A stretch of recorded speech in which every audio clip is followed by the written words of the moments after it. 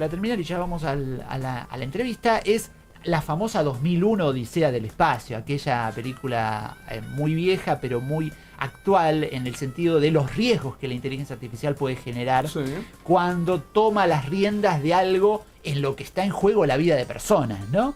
Así que bueno, y hoy entonces vamos ahora a hablar con nuestra invitada. Tenemos una escritora acá presente en el estudio y se llama Nerea Liebre. Así que bueno, hola Nerea, muy bienvenida acá a Mañana Inteligente, te agradecemos mucho tu participación. Buenos días, muchas gracias por la invitación, buenos días a los oyentes, un día espectacular hoy, tenés razón, hermoso. Sí, así que bueno, un buen momento para charlar de estos temas. Sí, Nerea es una escritora de Gualeguaychú, que escribe mucho, sobre todo libros infantiles y algunas novelas para jóvenes y adultos. Y hoy nos vino a presentar su última novela, ¿es, Nerea? Mi última novela, Cuarto Oscuro, editada por el Ateneo, que un poco también trata sobre este tema que ustedes están hablando y menciona la inteligencia artificial.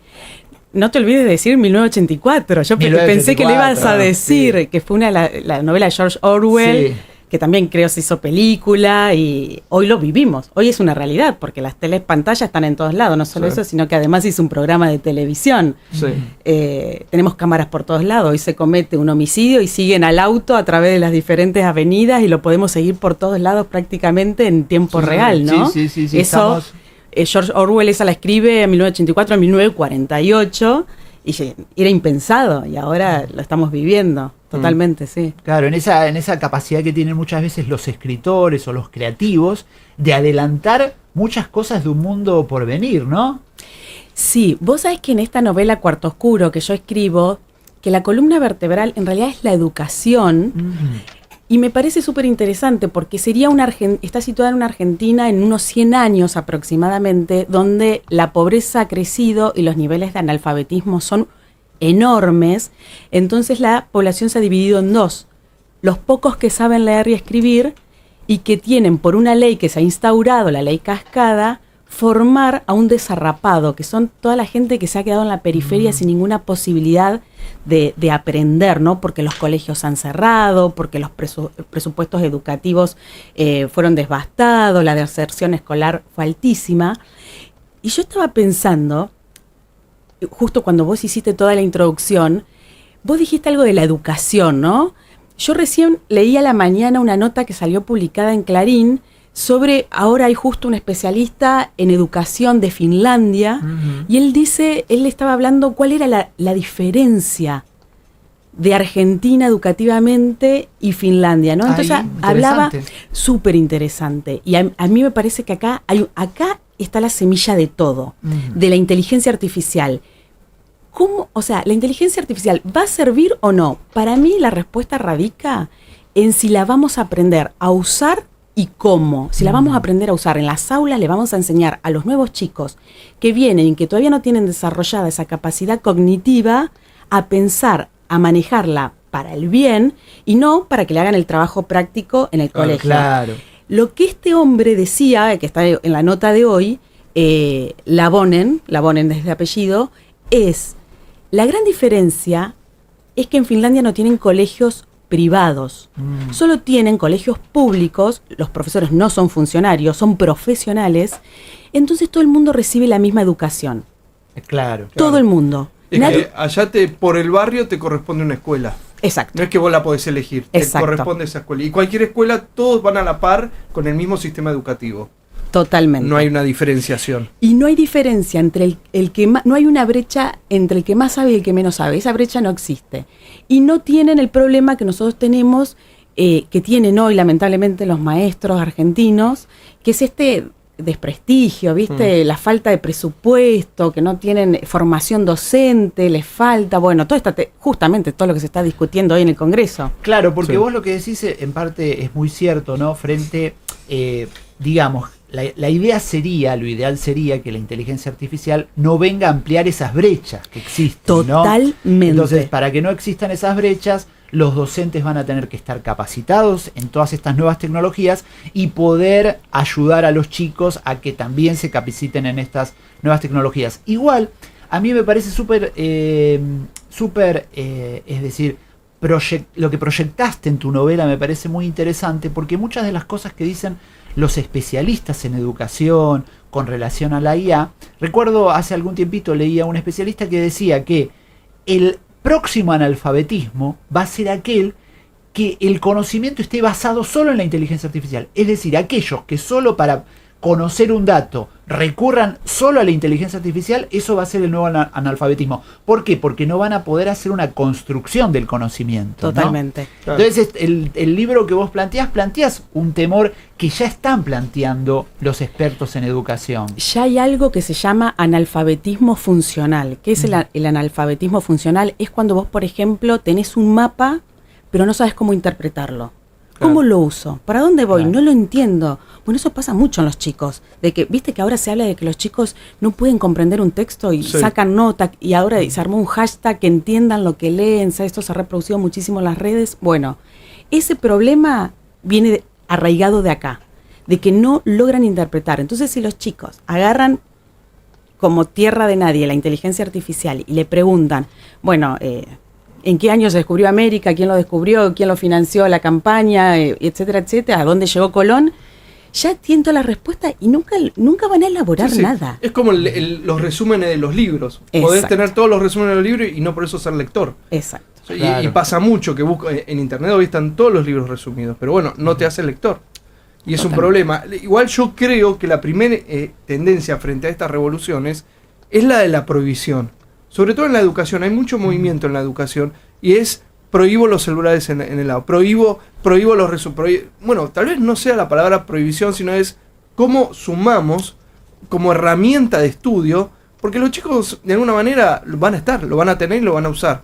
Entonces lo que hay que hacer es, me amigo a esta tecnología y la aplico para bien, para generar más conocimiento. Claro, lo que pasa es que es esa la clave, ¿no? Es un poco la idea que queremos dar en este programa, que la inteligencia artificial viene a ampliar posibilidades, ¿no? Si la sabemos usar, si la usamos correctamente, si no tratamos de convertirnos en unos vagos intelectuales, si la usamos para mejorar nuestras posibilidades, siempre es positivo. Pero igual te voy a preguntar, ¿cómo se te ocurrió contarnos un poco, cómo se te ocurrió escribir sobre este aspecto? ¿Cómo llegaste a este argumento de la novela, sobre estos personajes? ¿Cómo tiene un protagonista? Contanos un poquito de la novela. Tiene un protagonista, Cuarto Oscuro, muy especial. Es un chico que es hacker y que sus padres fue un ingeniero informático y una maestra y mueren en la Plaza de Mayo en una protesta a favor de la educación, ¿no? Porque la pobreza sigue avanzando. Entonces este chico se queda viviendo con su abuelo, pero su abuelo de buenas a primeras desaparece. Ese es el misterio del libro y él no sabe por qué. O sea, quedaron las llaves, nadie le robó nada, quedaron las llaves colgadas en la puerta de la casa, hasta que a él le asignan, como les contaba, este desarrapado para que él le enseñe a leer y le ofrece salir juntos a lo que es la Buenos Aires dentro de un siglo aproximadamente a buscarlo. Y se encuentran con una Buenos Aires donde los personajes viven, por ejemplo, tienen una moneda que se llama el Sarmiento, que tiene una frase célebre que en realidad es de Sarmiento, que dice: el gobierno es de los más aptos. Esa fue una frase de Sarmiento. Pero en el bajo mundo, ellos van al subte que ha sido ocupado por todos los desarrapados, porque no tienen dónde vivir, ya no funciona más el subterráneo, y ahí se van encontrando con que la gente troca productos para la subsistencia, que se comen de todo tipo de animales, etcétera, etcétera, y van evolucionando. Es una Buenos Aires totalmente distópica. Totalmente es una distopía, totalmente distópica, totalmente. Y cuando arrancan con este camino, se empieza como a desgranar toda esta temática de por qué llegaron ahí, ¿no? Entonces empiezan a hablar sobre los maestros, y él recuerda, dice: mi abuelo me decía que antes los maestros quizás hacían dedo para ir a dar clase a una escuela.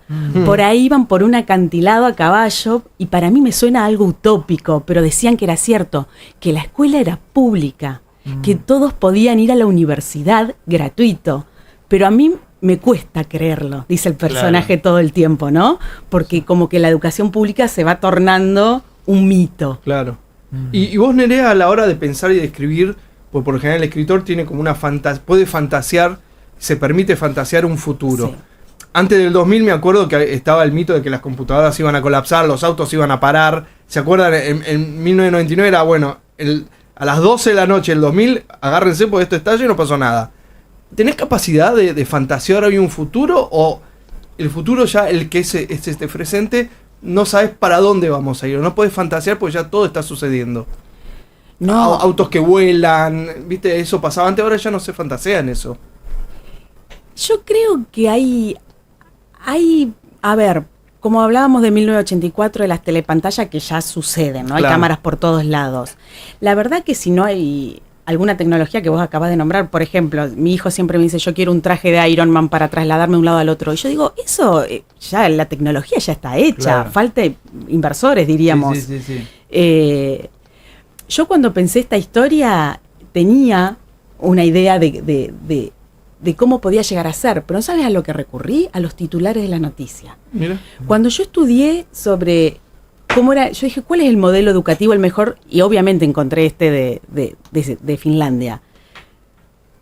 Pero me pregunté, digo, ¿y en Argentina qué está pasando? Y ahí empecé a buscar información y todos los titulares, la verdad que era recorte de presupuesto, capacitación que falta, deserción escolar, analfabetismo, etcétera, etcétera. Entonces yo dije, bueno, tan positivo entonces no es el camino. Ahora bien, este hombre que les cité hoy, que está la nota en el diario Clarín, decía que ellos no controlan a los maestros, que ellos les dejan libertad, porque ellos son profesionales. No existen los supervisores escolares en Finlandia como existen en Argentina, que nosotros desenfundamos un montón de guita controlando a ver qué hacen los maestros. Claro. Sino que los maestros tienen libertad. Lo que ellos hacen es invertir la guita en capacitarlos, en darles la mejor formación universitaria, que eso es un poco lo que deberíamos hacer nosotros también, me parece a mí. Decime, y vos en esta tenés la novela tiene una mirada distópica del mundo por venir, ¿no? De la Buenos Aires por venir. Vos como digamos, abonás a estas teorías, porque hoy es bastante común que haya miradas un tanto distópicas de lo que viene. Yo no coincido, yo creo que vamos hacia un mundo muy complicado, pero con muchos puntos muy interesantes que van a ser un mundo incluso más interesante que el que vivimos, ¿no? Pero es cierto que también hay muchos temores, muchas alertas. ¿Cuál es tu mirada? ¿Vos abonás a tu teoría en el libro o tenés una mirada más optimista del mundo por venir? Buenísima esa pregunta porque me voy a disparar el dedo del pie, como dicen algunos. En Cuarto Oscuro yo tengo esa visión negativa, pero yo creo, mira, yo paseo y voy a todas las escuelas de diferentes provincias. Esta semana estuve, por ejemplo, en una ciudad re chiquitita que se llama Galarza, en Entre Ríos, y cuando estoy saliendo de Galarza vi una maestra haciendo dedo, la levanto, iba a Gualeguay y la llevo. Y cuando yo veo que hay gente que hace eso, o cuando voy a Gualeguaychú, que es mi ciudad natal, ¿no? A veces levanto en Villa Paranacito, levanto maestro y me lo llevo hasta Gualeguaychú. Y yo cuando veo, es casi una patriada lo que hacen. Entonces, mi visión es completamente positiva. Yo creo que con gente así, el argentino tiene esa voluntad que traspasa frontera, Claro. maravillosa, que yo digo, no podemos equivocarnos tanto. Uh-huh. ¿Y la inteligencia artificial crees que viene a potenciar todo eso? Totalmente. Sí. Totalmente. Lo que yo creo que ahora, la decisión hoy en día, la más importante de todas, es cómo capacitamos a nuestros capacitadores, Claro. a los maestros, a los profesores, a los que están parados en las aulas. Porque después tenemos otro problema. Nosotros decimos que nosotros a nuestros hijos los acompañamos. Cada vez que yo me paro delante de un aula y pregunto a todos los padres, ¿ustedes saben qué es Discord? Ningún profesor, ningún padre sabe lo que es Discord. Claro. Sin embargo, por ejemplo, mi hijo aprende inglés a través de la plataforma Discord. Cuando yo les pregunto a los chicos en un aula, ¿saben lo que es Discord? El 100% levanta la mano porque lo sabe. Claro, Eso es una plataforma Recordemos que en Nepal ahora tuvo un rol muy importante en una revuelta política que hubo, Discord. Mira. Era donde se centralizaban todos los jóvenes para avanzar.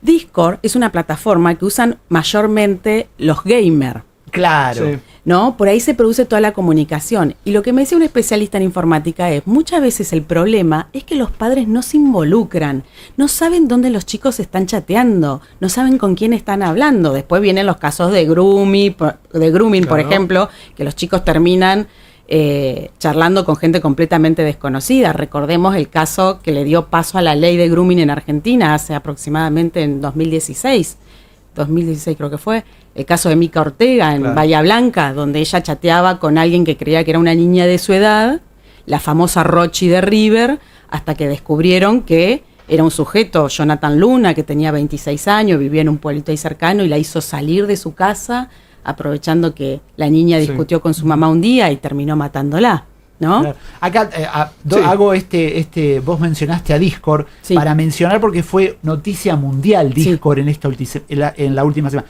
Las protestas de septiembre de 2025 en Nepal y el uso de Discord para elegir una primera ministra interina muestran cómo, en ausencia de canales institucionales, las plataformas digitales pueden asumir funciones de legitimidad política. Claro. Es decir, los jóvenes se organizaron en Nepal a través de Discord para elegir una primera ministra interina frente a un problema político que hubo en aquel país. Así que es interesante lo que vos dijiste, porque como las nuevas generaciones a veces están al margen generando sistemas, formas para actualizar la política, ¿no? Y ahí se mete la inteligencia artificial, la tecnología, todo está en una misma bolsa y también tiene que ver con que los más jóvenes consumen medios muy diferentes. Antes, por ejemplo, yo tengo 54 y yo consumí medios bastante parecidos a los de mi papá, ¿no? A los que consumó mi papá.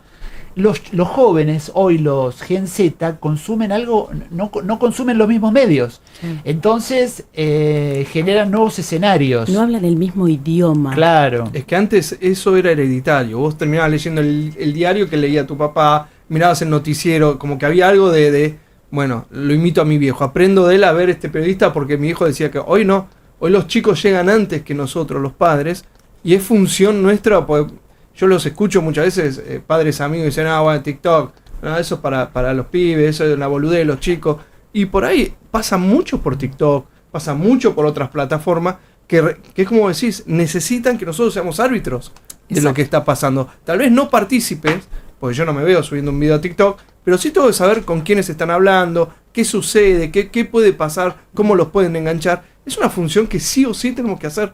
Ya no es, bueno, eso son cosas de pibe, de los bailecitos. No, algo más está pasando ahí. Y lo mismo pasa con la inteligencia artificial, que ahora OpenAI, ChatGPT, después de distintos problemas que hubo en Estados Unidos, empezaron a sumar el control parental a ChatGPT, porque los adolescentes usan cada vez más estos motores de inteligencia artificial y los padres deben saber de qué manera lo están usando y para qué, ¿no?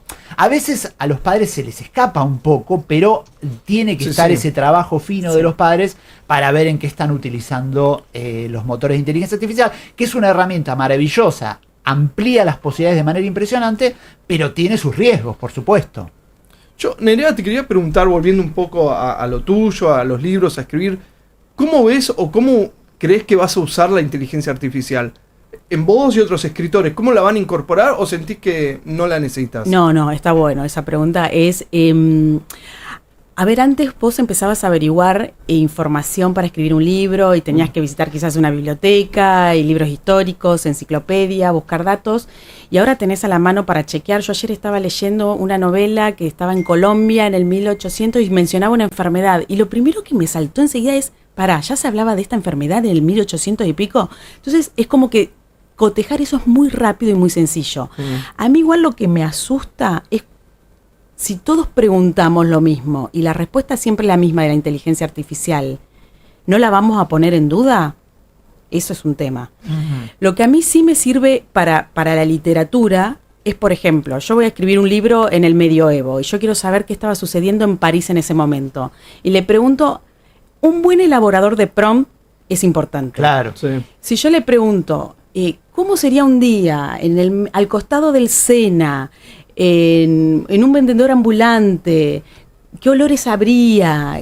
¿Cómo sería el clima en tal mes y en esa época? Bueno, y enseguida el chat GPT te va a tirar un montón de información que te va a servir a vos como contexto. Yo eso lo uso para que me ponga dentro de un lugar en una época del tiempo, ¿no? Eso es fantástico. Y vos a partir de ahí ya con esa referencia podés empezar a escribir, porque podés empezar a mirar a los alrededores, ¿no? ¿Qué es lo que está pasando con tu imaginación, ¿no? Sí. Bueno, el prompt es la receta de lo que vos querés buscar. Cuando más detallada esa receta, más cerca de la realidad va a estar. Por eso es muy importante que con Seba ya vamos a empezar a dar ideas de lo que es el prompt y cómo utilizarlo. Siempre hablamos de los prompts porque, básicamente es lo que tenemos que hacer, ejercitar, entrenar con la inteligencia artificial todos los días, pedirle prompts, pedirle cosas para poder familiarizarnos con esta tecnología, ¿sí? Así Claro. que bueno, por ejemplo, algo interesante que hoy pueden hacer muchos chicos es, por ejemplo, están estudiando Sarmiento y hacer una, digamos, una supuesta entrevista a un Sarmiento o a un Marx o a un personaje de la historia, ¿no?